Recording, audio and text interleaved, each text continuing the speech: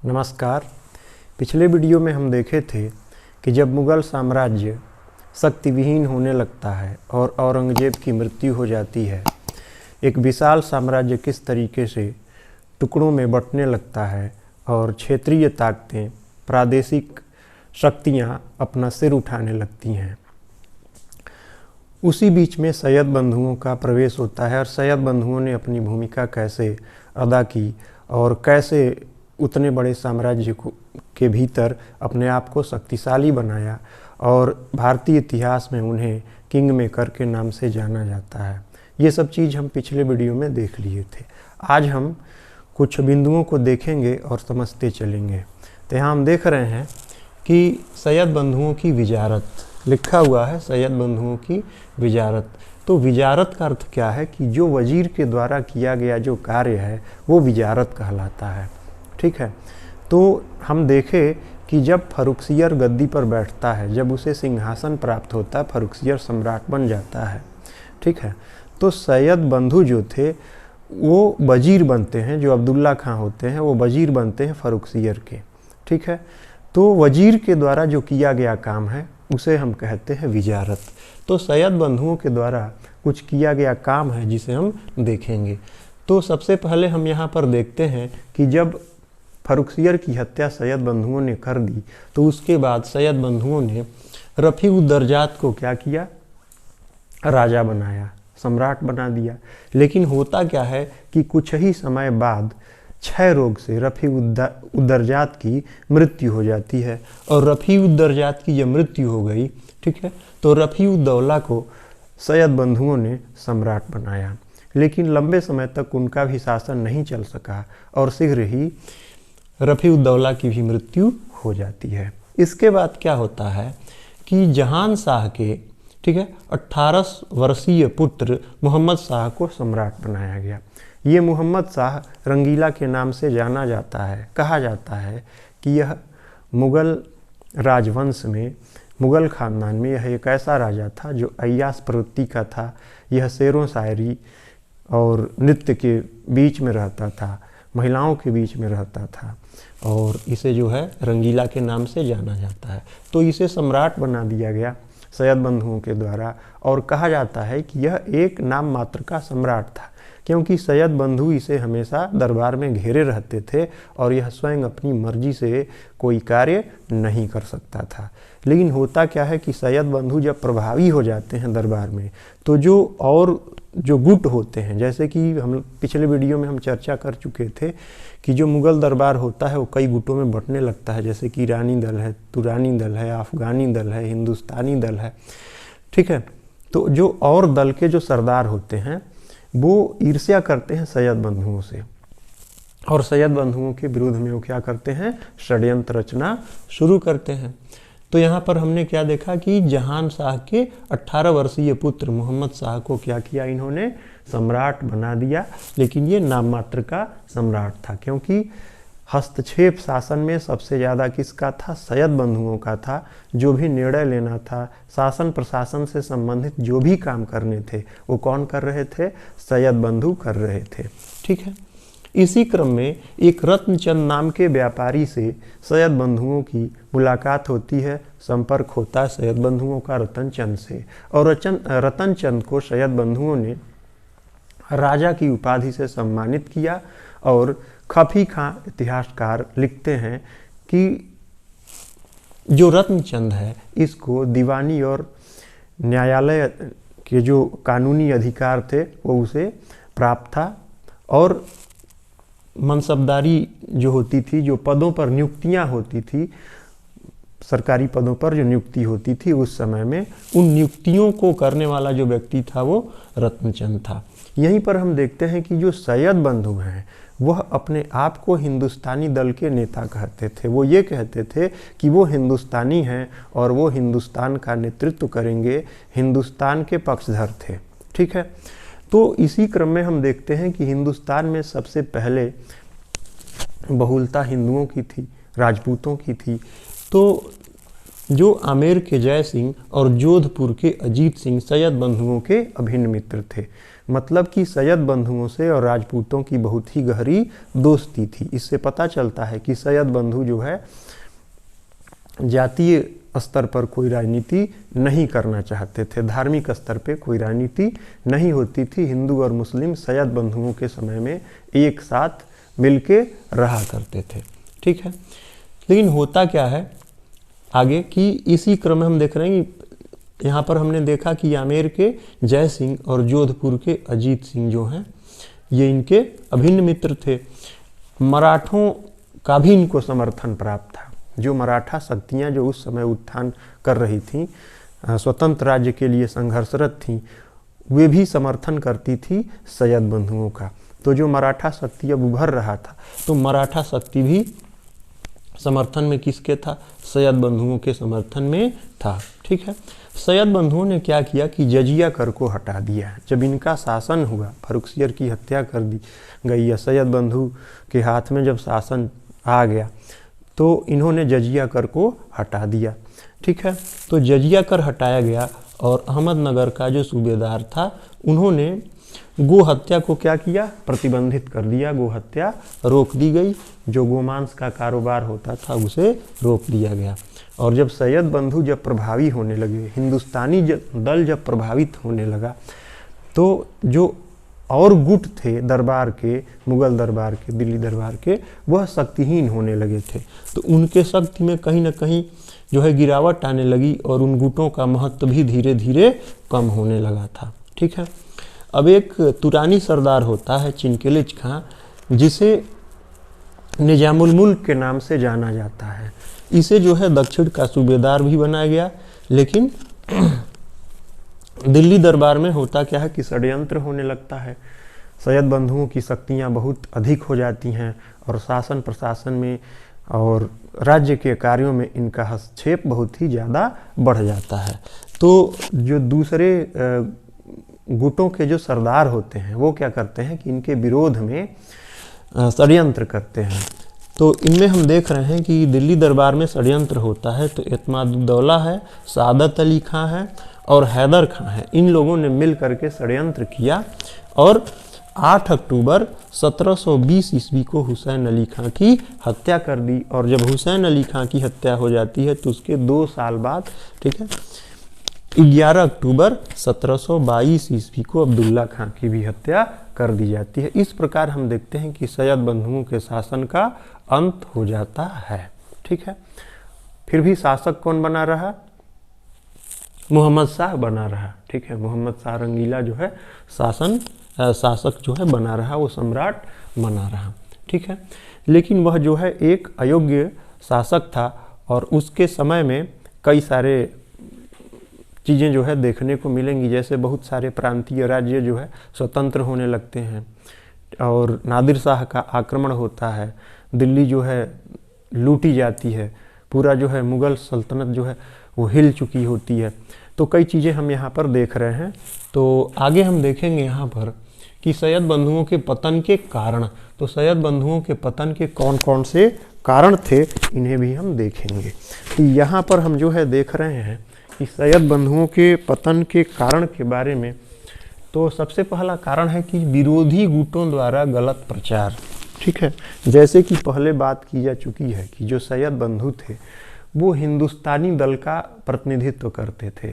तो सैयद बंधुओं के जो विरोधी थे वो ये कहते थे कि जो वास्तव में जो मुग़ल सत्ता है, मुग़ल शासन है, या जो जिन लोगों ने मुग़ल साम्राज्य की नींव रखी थी, मूलतः जो है सैयद बंधु उनके विरोधी हैं। क्योंकि ये हिंदुओं से जाकर मिले हुए, मराठों से जाकर मिले हैं, राजपूतों से जाकर मिले हैं और राजपूत और मराठा ये मुग़ल साम्राज्य के शत्रु हैं। इसलिए सैयद बंधु कभी भी मुग़ल साम्राज्य के मित्र या हितैषी नहीं हो सकते हैं। तो इसलिए इस प्रकार हम देखते हैं कि जो विरोधी गुट के जो नेता थे वो सैयद बंधुओं के शासन का और उनके योजनाओं का गलत प्रचार प्रसार किया करते थे, ठीक है। जिससे हुआ क्या कि लोगों में सैयद बंधुओं के प्रति अविश्वास पैदा होने लगा था। दूसरी चीज़ क्या है कि फर्रुखसियर की हत्या। हमने पहले देखा कि फर्रुखसियर को सम्राट बनाने का काम किसने किया? सैयद बंधुओं ने किया, और सैयद बंधुओं ने ही फर्रुखसियर की हत्या भी कर दी। तो जब सैयद बंधुओं ने फर्रुखसियर को सम्राट बनाया तो फर्रुखसियर के जो समर्थक थे वो सैयद बंधुओं के समर्थक होते हैं, लेकिन जब सैयद बंधुओं ने फर्रुखसियर की हत्या कर दी तो जो फर्रुखसियर के जो समर्थक थे वो सैयद बंधुओं के शत्रु बन जाते हैं। तो जो कभी सैयद बंधुओं के मित्र थे उनके कभी शत्रु बन गए। दूसरी चीज़ कि सैयद बंधुओं की जो शक्ति थी उनका अनुमान उन्होंने हमेशा गलत लगाया, अपने शक्ति को हमेशा अधिक आंका, और इस प्रकार वो लापरवाह हो गए। वो नहीं समझ पाए कि जो हमारे प्रतिद्वंदी हैं वो हमारे विरोध में कभी षड्यंत्र करेंगे और हम मारे जाएंगे। ठीक है, उनका जो है आत्मविश्वास अपने शक्ति और अपने काम को लेकर के बहुत ज़्यादा बढ़ चुका था। ठीक है, और यहाँ हम आगे देखेंगे कि राजपूत और जो मराठे थे उनसे उन्हें उचित सहयोग नहीं मिला। ठीक है, क्योंकि जो मराठा थे, जो राजपूत थे, ये एक दूसरे से लड़ते भिड़ते रहते थे और अपने ही क्षेत्रीय समस्याओं में उलझे रहे। ठीक है, और इन्होंने सैयद बंधुओं को उचित सहायता नहीं दी, जिसके चलते सैयद बंधुओं की हत्या कर दी गई और सैयद बंधुओं के शासन का अंत हो गया। ठीक है, अब हम देखेंगे कि सैयद बंधुओं के शासन का महत्व क्या था। तो सैयद बंधुओं के शासन के महत्व हम देखेंगे। सबसे पहले समरसता। सैयद बंधुओं ने किसी विशेष धर्म को महत्व नहीं दिया, सैयद बंधुओं ने किसी विशेष जाति या क्षेत्र को महत्व नहीं दिया। ठीक है, उन्होंने हिंदू और मुसलमान मराठे जो भी थे उनको बराबर समझा और एक क्षेत्र पर रहने वाले संपूर्ण लोगों के विकास के लिए और उनकी शक्ति को बढ़ाने के लिए उन्होंने काम किया। तो उनके शासन का सबसे बड़ा जो महत्व है वो क्या है कि समाज में समरसता की भावना फैली। धार्मिक सहिष्णुता, उन्होंने किसी विशेष धर्म का जो है समर्थन नहीं किया। वो मुस्लिम थे लेकिन फिर भी उन्होंने कभी भी किसी विशेष धर्म का जो है समर्थन नहीं किया और नहीं किसी विशेष धर्म की आलोचना की। तो यहाँ पर हम देख रहे हैं कि उनकी जो नीति है वो धार्मिक सहिष्णुता की नीति है। दूसरी चीज़ की राष्ट्रीय विचार। ठीक है, सैयद बंधुओं का जो विचार था वो क्षेत्रवाद और ये जो टुकड़ों की जो राजनीति हो रही थी उस समय मुगल दरबार में, उनसे उनका विचार जो था वो ऊपर था। तो यहाँ पर हम देख रहे हैं कि उनका जो विचार था वो एक राष्ट्रीय विचार था। ठीक है, आगे हम देखेंगे कि जब मुगल साम्राज्य शक्तिविहीन होने लगा तो कैसे जो मुगल कालीन मनसबदार थे, जो पदाधिकारी थे, उन्होंने ही किस तरीके से अलग अलग राज्यों की स्थापना की, जो उनके स्वतंत्र राज्य जो है स्थापित हो गए। जैसे कि अवध है, बंगाल है, गुजरात है, मालवा है, ये सब जो है अलग अलग जो है छोटे राज्य जो है स्थापित होने लगे और साम्राज्य बिखरता चला गया। तो यहाँ पर हम देख रहे हैं कि प्रांतीय राज्यों की स्थापना। तो प्रांतीय राज्यों की स्थापना में सबसे पहले जो स्वतंत्र राज्य हुआ मुगल साम्राज्य से वो है अवध, और अवध को स्वतंत्र करने वाला जो व्यक्ति है वो है मोहम्मद अमीन है, जिसे सादत खां के नाम से जाना जाता है। ठीक है, तो ये जो था ये आगरा का सूबेदार था, लेकिन आगरा में राजपूत और जाटों ने क्या किया कि विद्रोह किया। उस विद्रोह को, ठीक है, मोहम्मद अमीन जो है दबाने में असफल रहा और फिर उसे क्या किया गया कि आगरा से हटाकर उसे बाद में अवध का सूबेदार बना दिया गया। जब वो अवध का सूबेदार बना तो अवध का सूबेदार बनना उसके लिए बहुत ही कीमती साबित हुआ। वह जो है अवध को एक स्वतंत्र राज्य बनाने में अपनी विशेष भूमिका अदा की। ठीक है, तो उसने क्या किया, सादत खां ने कि अपने भतीजे सफदरजंग को सूबेदार बनाया। लेकिन होता क्या है, यहाँ पर हम देख रहे हैं कि ये जो सन है 1739, इसी समय में दिल्ली पर आक्रमण होता है नादिर शाह का। तो जब नादिर शाह दिल्ली पर जब आक्रमण करता है और जो सम्राट है मोहम्मद शाह है, वो क्या किया कि निजामुल मुल्क को और जो सूबेदार थे उन्हें और सआदत अली खां को जो है बुलाया अपना जो है साम्राज्य बचाने के लिए, नादिर शाह का सामना करने के लिए।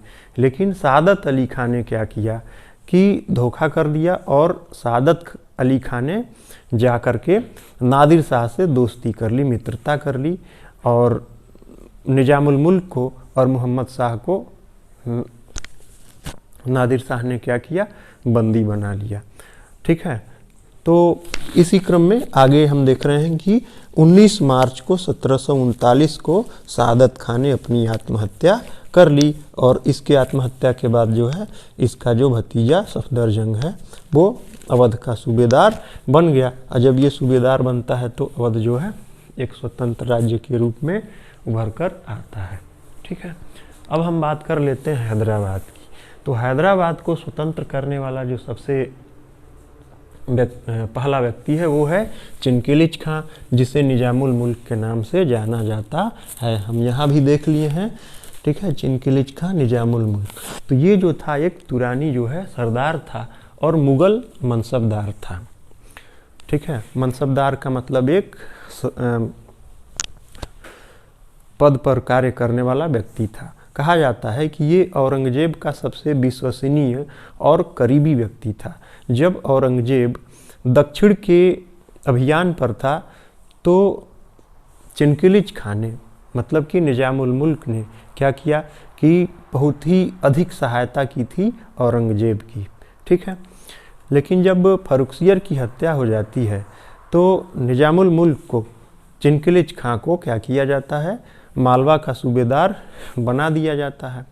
मालवा का सूबेदार बनाने के बाद जब सैयद बंधुओं की हत्या होती है तो मोहम्मद शाह जो सम्राट होता है उस समय का, वो क्या करता है कि चिनकिलिच खां को निजामुल मुल्क को अपना वजीर बना लेता है। लेकिन 1724 ईस्वी में निजामुल मुल्क ने वजीर के पद का त्याग कर देता है, जिससे सम्राट को बहुत गुस्सा आता है, बहुत क्रोध आता है और एक जो है सरदार होता है मुबारिक खां।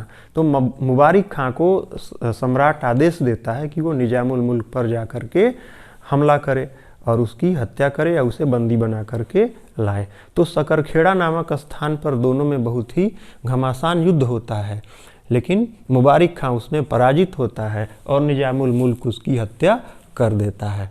ठीक है, तो इस प्रकार हम देख रहे हैं कि हैदराबाद एक स्वतंत्र राज्य हो जाता है। अब बारी आती है मालवा की।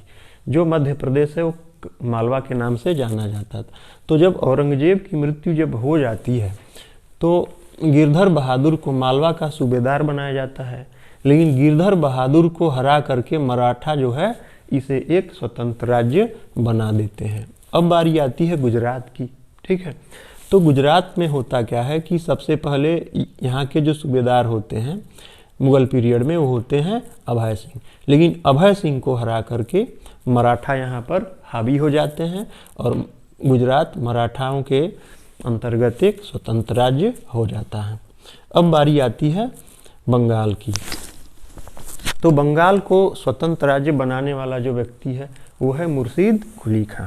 मुर्शीद कुली खां एक योग्य व्यक्ति था। मुर्शीद कुली खां एक योग्य व्यक्ति था और कुशल शासक था।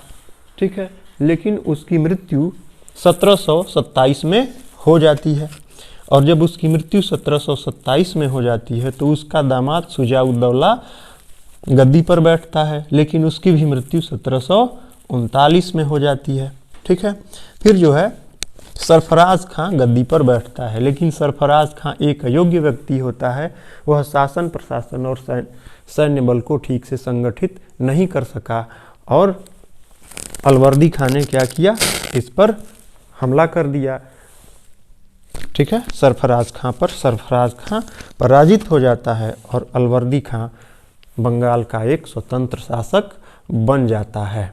ठीक है, तो इस प्रकार हमने कुछ महत्वपूर्ण बिंदुओं को आधुनिक भारत के इतिहास में देखा। तो कौन कौन सी वो मुख्य बिंदुएं हैं जिन्हें हमने देखा? तो सैयद बंधुओं की विजारत देखा है, ठीक है।